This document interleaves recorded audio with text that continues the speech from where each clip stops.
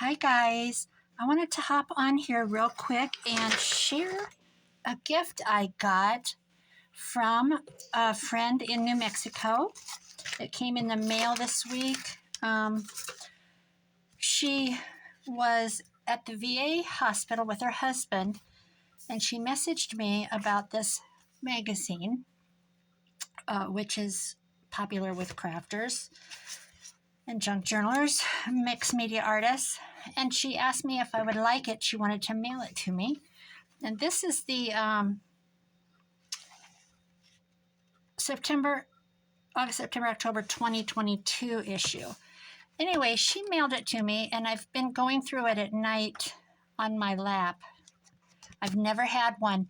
It is so fun. So I told her, I messaged her and thanked her, sent her a gift back, and told her I would hop on and do a video of something that I found in here that I was going to use. There's a lot of other things I'm going to do, but so all throughout the magazine were these little, the fake tape. They were just across the pages with different ideas like A, B, and C, A, B, C, how to assemble things, how to build things, different ideas. And I thought, I can cut those out and make them look like little film strips. So that's what I did today. And I wanted to film it. This is where I cut one out. This didn't weather the storm very well. Looks like, this is where they took a plaster shoe mold, or like a wooden shoe mold, painted it, and turned it into a lamp. How weird is that? So this one's cut out and ready. This is a shorter one, and it was coming out of the page at an angle. So I started one just to give you an idea and show her name is Dixie, what I was doing with them. So I have a whole bunch of pictures gathered here, and I'm just simply fitting them in. Let's see if I'm even on film here. This thing is filthy, dirty, cut to shreds. Let me get rid of it. I tuck it up under me. There we go. So I have such a mess here. I have been working on 15 different things today. Been outside raking. It's just beautiful in Iowa again. It's supposed to be 65 Monday, and it was in the 20s not too long ago. So I'm going to get as many people as I can in this shot. I'm going to get in here with this art glitter glue. And, whoops.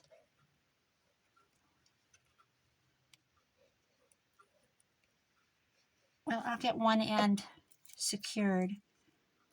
And then worry about the others. There. I just thought this would be cute. Just using a magazine, free, right?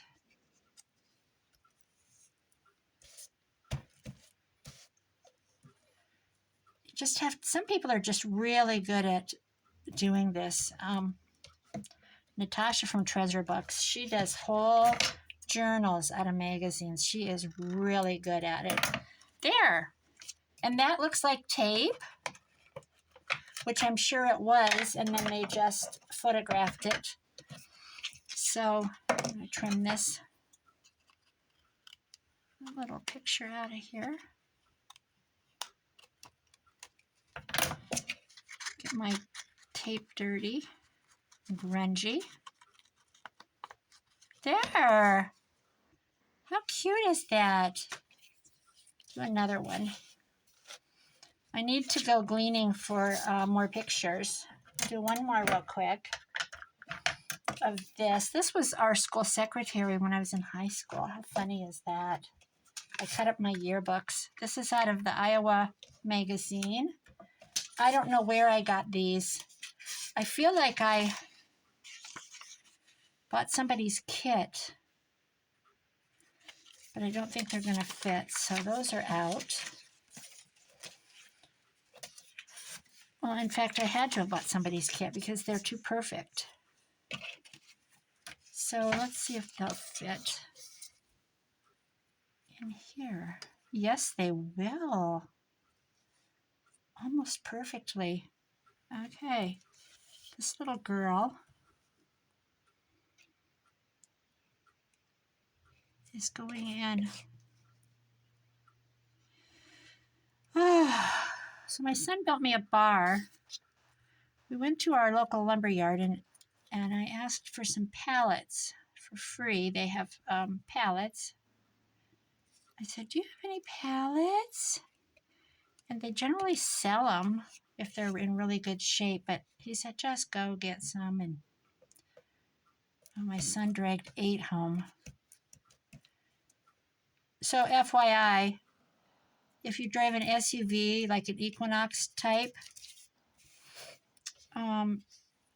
you can get 4 pallets in at the back end on top of a quilt. That's what we did. Okay, so I made 2 trips with 8 pallets. And it turned out really nice. He stained the top today. It's rough cut lumber from a sawmill. It's beautiful. It's got the live edge. He stained that on, it's called American Walnut. And then on the bottom, he painted what was the pallet base. He painted black. And it's got shelves in it. He put shelves in it. I want to put corner posts on it with the back two being higher. And put a little lean-to-y, it's going to work, tin roof. I think that would be cute. So we'll see. I think we're both just happy to get it this far. He's got to get it, we bought some water seal. He's going to water seal it. And call it good for this year, I think. I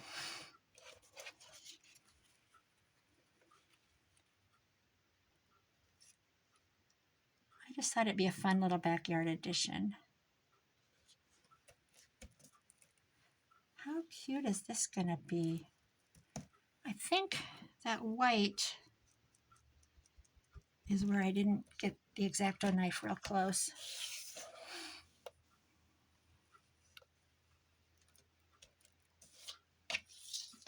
So this is just fodder from a magazine. I'm going to check into getting this subscription because I think I would get a lot of use out of it. It looks like it's more for mixed media artists, but I do like to do some of that. I have mixed media books I work on. I don't share them. I guess I could do some mixed media on the camera. It's just kind of my little fun thing I do. Okay.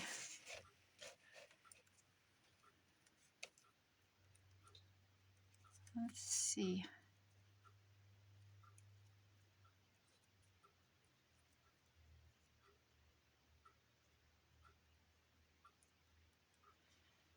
Boy, that is barely fitting.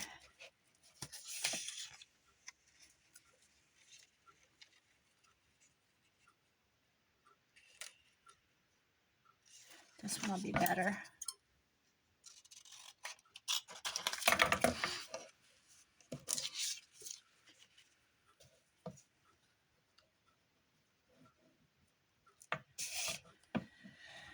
Okay.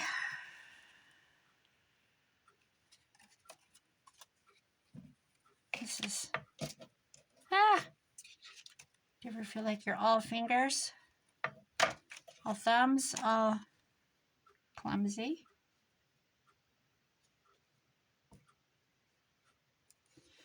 Oh my goodness.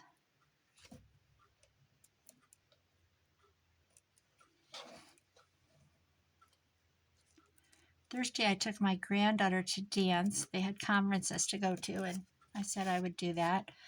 And she's 8, and she does piano on Mondays. And she goes, so we're going to dance. It's Thursday night.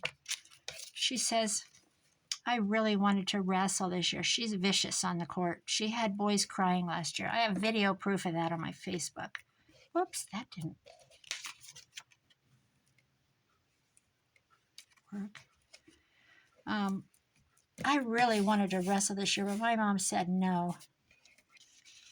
And I said, why'd she say no? Don't you think maybe you need to... Oh, I feel like I'm going to sneeze. Excuse me. Don't you think that sometimes kids do too much and they just get too busy? Is that what she's thinking? And she goes, well, I have piano on Monday, and I've wanted to do piano my whole life. And I have dance on Thursday, and I was born to dance. I was born to dance. Oh my gosh. So that was funny. And I am glad my daughter-in-law said no. My daughter had to tell her daughter, you have to choose. You can't do everything. You play ball, you can't do swim team. You do swim team, you can't play ball. So there's 2. Those are cute. Okay. So I don't know if I want to do one more. I have other things to work on. Let's see. Do one more real quick. Dixie, this is so fun. If you get, click on this and watch. I'll tell a story about how I met Dixie, being clear from New Mexico. My husband, we were engaged. This is my second husband. And it was in 2016. We were getting married. And prior to the engagement, when we were just dating, he said, we were talking about bucket lists and stuff. And I said, I've always wanted to do this run for the wall. It's a motorcycle run that starts in California. You can hop on it at any time. You ride across the United States to DC in a pack. And there's designated stops, host hotels. It's extremely organized. Gas stops, water. There's a truck that goes along with hydration, pulling a trailer. It's just wonderful. They've been doing it for 30 some years. And they end up on Memorial Weekend at the Vietnam Wall. And the purpose of it was started by some vets, Vietnam vets, who said, we've still got men over there that are POW MIA. And we want to go out to DC and remind them that the war's not over until they all come home. They bring them all home. So they started this run. I think there were 2 or 3 of them. Rode their motorcycles all the way to DC. So this is back, late 60s, early 70s probably. I can't think of the exact date. And I thought, how fun is that? Because I just, what a more patriotic thing to do, to support your veterans, particularly the Vietnam vets. Anyway, I always wanted to do it. He said, a couple days later, he messaged me. He didn't live in Iowa. And he said he was taking me. And it happened that we were getting married, and it was right after we were getting married when the run started. 350 motorcycles. Well, there's about 800 of them in California that start. And it takes off from Ontario, California, and it runs 3 routes. So you can be on the northern route, central route is called, the southern route, or the midway route. And we got on it in Wentzville, I'm blank. Wentzville, Missouri is where we got on. We joined on in Wentzville. We didn't go all the way to California and start. And there's this little guy, I'm going to say little guy, he's just a sweetheart. And he was on a trike. We were on a trike too. And so, okay, so each route, there's about 350 bikes on each route times 3. And there's people that get on and ride a day or two. They might ride, almost the whole thing. And for one reason or another, they can't do the whole thing. So they'll turn around and go home. But anyway, he rode beside us. We were staged beside each other, and his name was Lou. And he was from New Mexico, and he was a Vietnam vet. And I just took a liking to him, and we just chatted it up. Not so much my husband. He wasn't so chatty. But we got to the wall, and his wife was there waiting. She had driven their pickup with a camper on it, pulling a trailer, had their dog. So a pickup with a camper, pulling a trailer behind it, a dog, empty trailer too, by the way, because it was for their trike. And she was a day ahead of him, and she would get to the campsites because you could camp, and generally the churches had campsites, and they let them take showers at the parsonage and things like that. So we met her when we got there, and she was 70, I think 72 or 73, and she did that all by herself from, I believe they started in New Mexico, though. I'm going to put some black across the bottom here so I can use this one. And so we got to the wall. We got there on a Friday. On Saturday morning, we got to go up and go to the wall, Arlington, and watch the changing of the guard, and ride the motorcycles through Arlington, which this is the only group that's ever allowed to do that.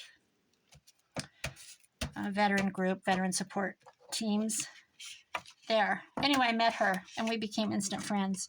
And about a month after we got home, it was in July, I guess, because this was in May, they took a couple of months and just toured all over North Carolina and everywhere. And they took the long way home for a couple of months. And we came home. And I think I will just cut this off, actually.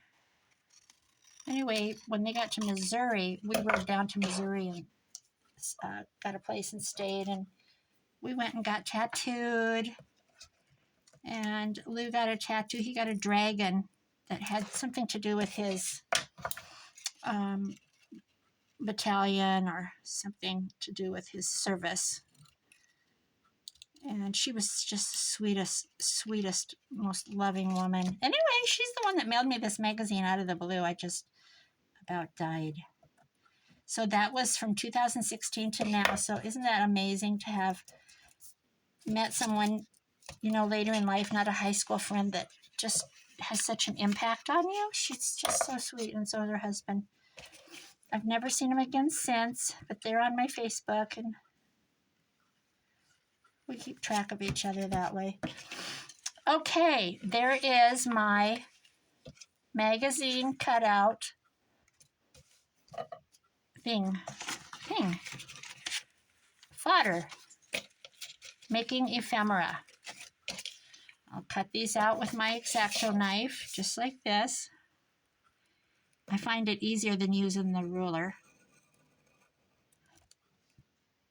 I just cut along the side.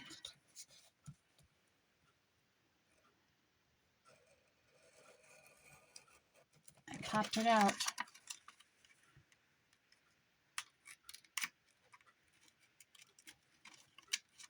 Just like that. That's what I did. So, that's that, guys. Dixie, I love it. I've had so much fun with this part already. There's lots of things I'm going to do in there. What was the other thing I tore out? I tore out some images. Oh, I thought this was cute. Where'd they go? Here, got them marked. They took a scrapbook paper, rickrack, paint, whatever you want to do, put a little flower on, put a little quote on it, and then cut a doll head out and glue it on. Sassy girls. There's a couple of pages of them. And it says, it doesn't get easier, you get stronger. And this one says, look in the mirror, that's your competition. I love it. I'm going to make some of those. And the other thing I found, where did that go? My Ukraine. It was Ukraine. Well, now it's hiding. Ukraine embroidery. What did I do with that? Well, it's not meant to be shown, is it? All right, that's it. I don't see it. I was going to cut it in little strips and do like a Rachel, Roxy's Creations kind of a thing. I just had that. How weird is that? Is it right here? Here it is. Found it. Okay. So there was an article about Ukrainian embroidery. It's very rich and beautiful. So this was the article, and it had several examples. That's different, but this is it. See how I cut these strips? There's another one. Embroidery is not only traditional handcraft, but also a way of expressing wishes of optimism. It just goes on. And here's all about the embroidery that they do, their clothing. Probably not what they wear every day, of course. So I thought I would do what Rachel does with her strips. And I would just do a glue page. I don't really have one here handy. Just start gluing and overlapping, you know, and then maybe put some kind of ephemera on it, like gosh, I don't have anything handy.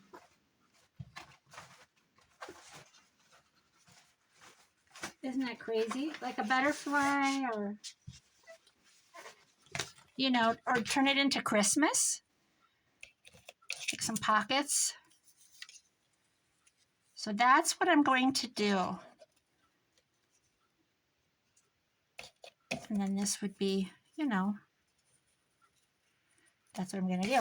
That's what I'm going to do. That's another project. But it came out of that magazine. I pulled quite a few things out of that magazine, actually. But it's all for another day. I need to finish my Christmas journal I'm working on right now. All right, that's all I have. I just wanted to share this. Thank you, Dixie, so much. Look at how doggone cute these turned out. Love you. Love Lou. Thank you so much. Your package will be there today, maybe. Maybe tomorrow. No, not tomorrow. Monday. All right. Bye-bye. Thanks for watching, guys.